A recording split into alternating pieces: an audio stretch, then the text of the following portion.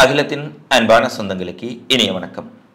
மீண்டும் காணொளியினூடாக சந்திக்கின்றோம். இலங்கையின் நாடாளுமன்ற தேர்தல் முடிவுகளை நேரலையாக அறிவிக்கக்கூடிய இந்த சிறப்பு ஒளிபரப்பிலே நீங்கள் இணைந்திருக்கின்றீர்கள். இலங்கையின் நாடாளுமன்ற தேர்தல் இன்றைய தினம் முடிவுற்ற சூழ்நிலையில் வாக்கெண்ணு நடவடிக்கைகள் தற்போது விறுவிறுப்பாக நடைபெற்றுக் கொண்டிருக்கின்றன.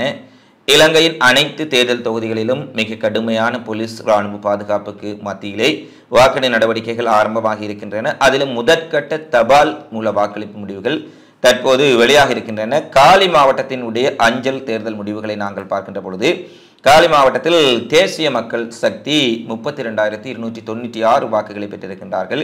ஐக்கிய மக்கள் சக்தி 3,523 வாக்குகளை பெற்றிருக்கின்றார்கள். புதிய ஜனநாயக முன்னணி 1,846 வாக்குகளையும் சர்வஜன அதிகாரம் 607 வாக்குகளையும் பெற்றிருப்பதாக வெளியாக இருக்கின்றது.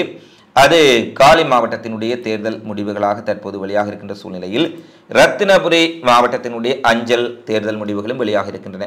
எங்கும் தேசிய மக்கள் சக்தியை முன்னணி வகித்திருக்கின்றார்கள். 24,776 வாக்குகள் அவர்களுக்கு கிடைத்திருக்கின்றது. ஐக்கிய மக்கள் சக்திக்கு 2,969 வாக்குகளும் புதிய ஜனநாயக முன்னணிக்கு 1,528 வாக்குகளும் ஸ்ரீலங்கா பொதுஜன பிரமுக்கு கட்சிக்கு 1,031 வாக்குகளும் கிடைத்திருக்கின்றன. இன்று வெளியாக இருக்கக்கூடிய முதலாவது அஞ்சல் தேர்தல் வாக்களிப்பிலே 2 தொகுதிகளிலும் குறிப்பாக ரத்தினபுரி மாவட்டமாக இருக்கலாம், காலி மாவட்டமாக இருக்கலாம், 2 மாவட்டங்களிலும் தேசிய மக்கள் சக்தி முன்னிலை பெற்றிருப்பதை பார்க்கக்கூடியதாக இருக்கின்றது. அதேபோல அனைத்து மாவட்டங்களுடைய தேர்தல் முடிவுகளும் விரைவில் வெளியாக இருக்கும் சூழ்நிலையில் தற்போதைய சூழ்நிலை தேசிய மக்கள் சக்திக்கு சாதகமான ஒரு நிலையை காணப்படுகின்றது.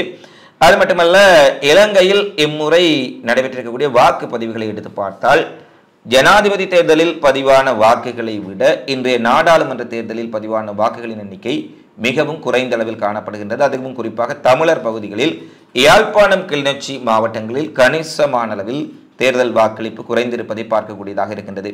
2024 பொது தேர்தலில் ஏறக்குறைய 60 முதல் 63% வாக்குகள் பதிவாகி இருப்பதாக தேர்தல் திணைக்களம் அறிவித்திருக்கின்றது. குறிப்பாக இன்றைய நாளில் நாடளாவிய ரீதியில் இருக்கக்கூடிய மாவட்டங்களின் தேர்தல் வாக்களிப்பு சதவீதங்களை பார்த்தால் யாழ்ப்பாண தேர்தல் மாவட்டங்களில் 60% வாக்குகளும், நுவரெலியா மாவட்டத்தில் 68% வாக்குகளும், வன்னி தேர்தல் மாவட்டத்தில் 65% வாக்குகளும், மொனராகலை மாவட்டத்தில் 63% வாக்குகளும், மாத்தறை மாவட்டத்தில் 64% வாக்குகளும், மாத்தளை மாவட்டத்தில் 67% வாக்குகளும் பதிவாக இருக்கின்றன. பதுளை மாவட்டத்தில் 67% வாக்குகளும், கேகாலை மாவட்டத்தில் 64% வாக்குகளும், கொழும்பு மாவட்டத்தில் 65% வாக்குகளும், ரத்தினபுரி மாவட்டத்தில் 63%, குருநாகல் மாவட்டத்தில் 64%, புத்தளம் மாவட்டத்தில் 56%, பொலனறுவை மாவட்டத்தில் 65% வாக்குகளும் பதிவாகி இருப்பதான அறிவிப்புகள் வெளியாக இருக்கின்றன. அதேபோல கண்டி மாவட்டத்தில் 62% வாக்குகளும், களுத்துறை மாவட்டத்தில் 64% வாக்குகளும், கம்பகா மாவட்டத்தில் 65%க்கும் அதிகமான வாக்குகளும் பதிவாக இருக்கின்றன. அம்பாந்தோட்டையில் 60% வாக்குகளும், திகாமடுல்லை தேர்தல் மாவட்டத்தில் 62% வாக்குகளும், காலி மாவட்டத்தில் 64% வாக்குகளும், அனுராதபுரம் மாவட்டத்தில் 65% வாக்குகளும், மட்டக்களப்பில் 61% வாக்குகளும், திருகோணமலையில் 67% வாக்குகளும் பதிவாக இருக்கின்றன. எனவே வாக்களிப்பு வீதம் ஜனாதிபதி தேர்தலை விட குறைந்த அளவில் காணப்படுகின்றது. அது மட்டுமல்ல, யாழ்ப்பாணத்தில் இம்முறை பெற்றுக்கொண்டிருக்கக்கூடிய வாக்களித்திருக்கக்கூடிய மக்களின் உடைய எண்ணிக்கை என்பது மிகவும் குறைவான ஒரு அளவில் காணப்படுகின்றது. வடக்கு மாகாணத்தில் மட்டும் 2,38,233 பேர் வாக்களிக்கவில்லை என்ற செய்தியும் தற்போது வெளியாக இருக்கின்றது.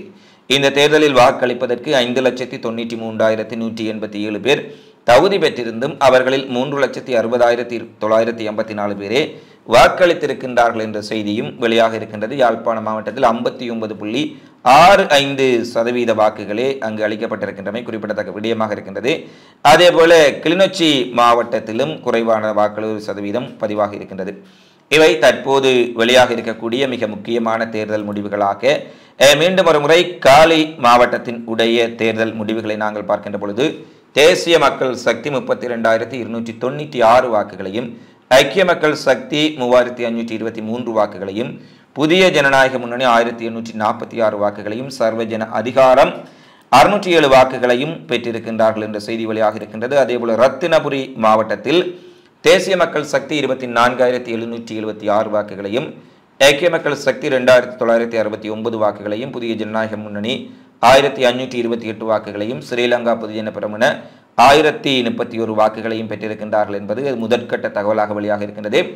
அடுத்து தொடர்ச்சியாக நாடளாவிய ரீதியில் நடைபெற்றிருக்கக்கூடிய தேர்தலினுடைய தபால் மூல வாக்களிப்பு முடிவுகள், மாவட்டங்களின் முடிவுகள் தொடர்ச்சியாக வர இருக்கின்றன. எனவே நாங்கள் இரவு முழுவதும் உங்களுக்கு அதற்கான நேரலையில் குறிப்பாக தேர்தல் கால சிறப்பு நிகழ்விலே உங்களுக்கு தருவதற்கு தயாராக இருக்கின்றோம் என்பதை தெரிவித்துக் கொண்டு மீண்டும் தொடர்ச்சியான எமது காணொலிகளோடு இணைந்திருப்பதனூடாக இலங்கையின் இன்றைய நாடாளுமன்ற தேர்தல் 2024 முடிவுகளை உடனுக்குடன் பெற்றுக்கொள்ளுங்கள். நன்றி.